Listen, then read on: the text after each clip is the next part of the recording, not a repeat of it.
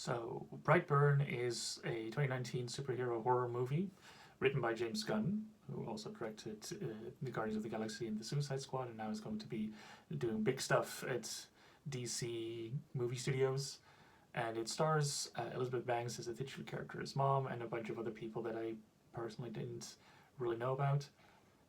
The titular character is Brightburn, and you get introduced to him as Brandon, just a regular middle school kid, I think his age is. I don't exactly know much of the difference between middle school and high school stuff beyond just age.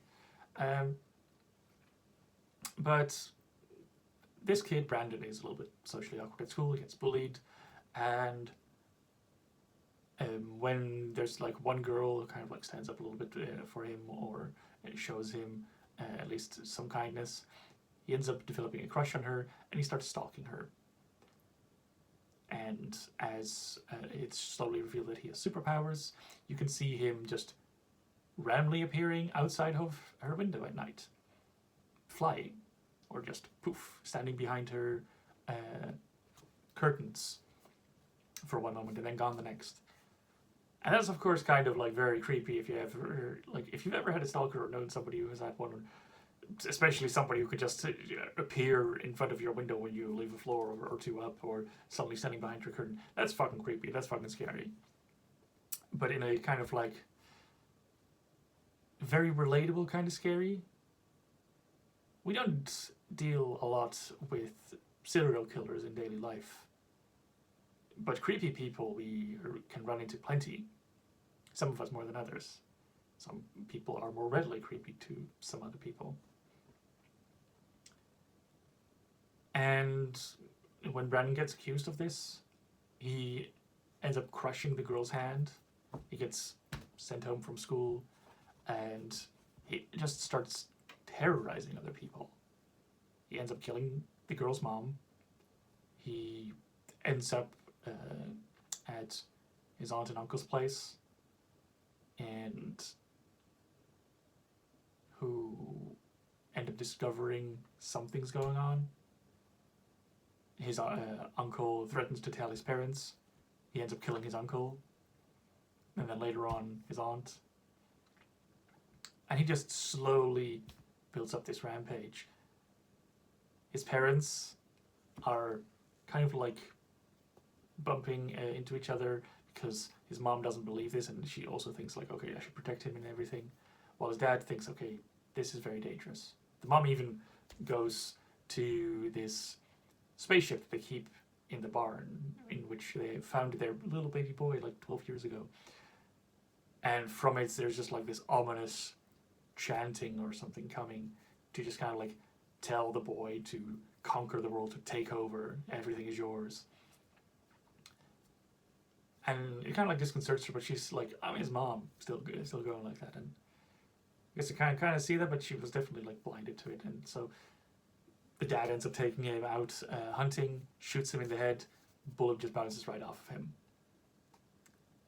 And that's when the heat vision comes out. That's when he really starts to go Superman but evil.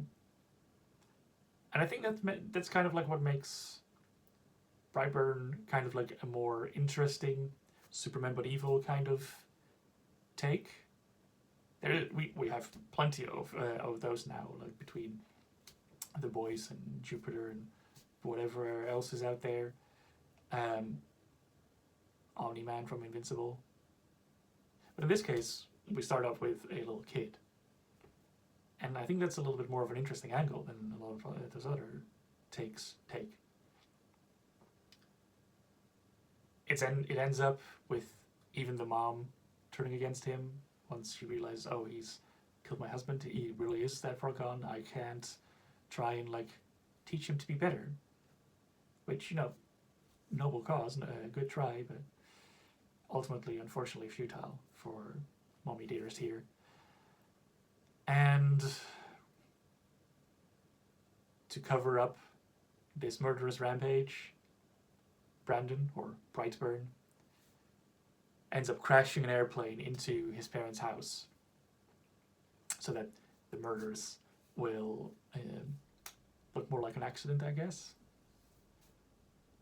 And then in the ending footage, you can see him going around the planet, scorching places, destroying buildings, burning his symbol into the ground, and kind of like hinting at other super beings being around as well. There was a bit of an idea of this movie potentially kicking off its own little cinematic universe. There was some hints at another superhero movie that had come out super being related, but it never went anywhere. Partially because the writer James Gunn got so busy with Marvel and DC stuff, and now there's apparently like a whole rights issue to do with Brightburn, which interesting, kind of weird, maybe for like such a one-off movie otherwise. But yeah, it's not like a high end type of top tier movie or anything like that. But it is a very interesting take, and even though you kind of like know where it's headed, just right on off the go from the premise, it's still an interesting watch. And the stalking is legit chilling. At least that's what I thought. So yeah.